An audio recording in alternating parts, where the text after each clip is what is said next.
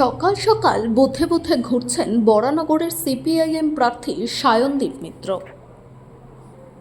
যেভাবে মানুষ উৎসবের মেজাজে একেবারে ভোটের লাইনে মানুষের ঢল নেমেছে, গণতন্ত্রের জন্য, সংবিধানের জন্য ইতিবাচক।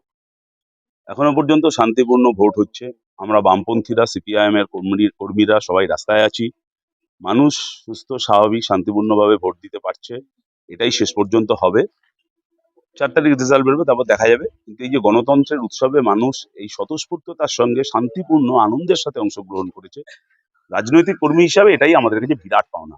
এই নির্বাচন কমিশন যেভাবে উদ্যোগ গ্রহণ করেছেন, যা যা ব্যবস্থা গ্রহণ করেছেন, তাতে কি সম্পূর্ণটা দ্বিতীয় পর্যায়ে? দেখুন, এখনো শুরু, যদিও মর্নিং শোজ দ্য ডে, কিন্তু নির্বাচন কমিশন, আমি বলছি যে ডেমোক্রেসি, সংবিধান রক্ষায় তাদের প্রধান দায়িত্ব। সেইখানে যেন নির্বাচন কমিশন তার যথাযোগ্য দায়িত্ব সন্ধ্যে 6টা পর্যন্ত সেটা পালন করে, এটাই আমরা প্রত্যাশা করব।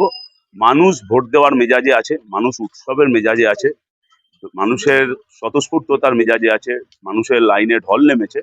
তার মানে মানুষ এই গণতন্ত্রকে এইভাবেই রক্ষা করতে চায়।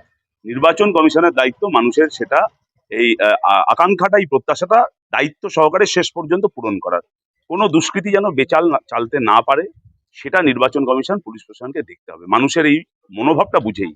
এসআইআর এর পরে প্রথম ভোট, যা নাম দেখুন, বাদ গেছে, এসআইআর নিয়ে তো মানুষকে ভয়ঙ্কর রকমের হেনস্থা করা হয়েছে। সংবিধান আমাদের অনেক অধিকার দিয়েছে, কিন্তু এখন যেটা টিকে রয়েছে সেটা হলো একটা ভোটাধিকার। এসআইআর এর পর বোঝা যাচ্ছে সেটাও মানুষের বিপন্ন হয়ে গেছে। এবং প্রথমে খুব শোনা হলো রোহিঙ্গা অনুপ্রবেশকারী, আহ, যদিও কোনো সেন্সাস নেই, কিসের ভিত্তিতে বলছে কিছু জানা গেল না। পরে নানান জায়গায় শোনা যাচ্ছে বাঙালি, হিন্দু, উম, মহিলা, এসসি এসটি, তাদের নাম ঢালাওবাদ।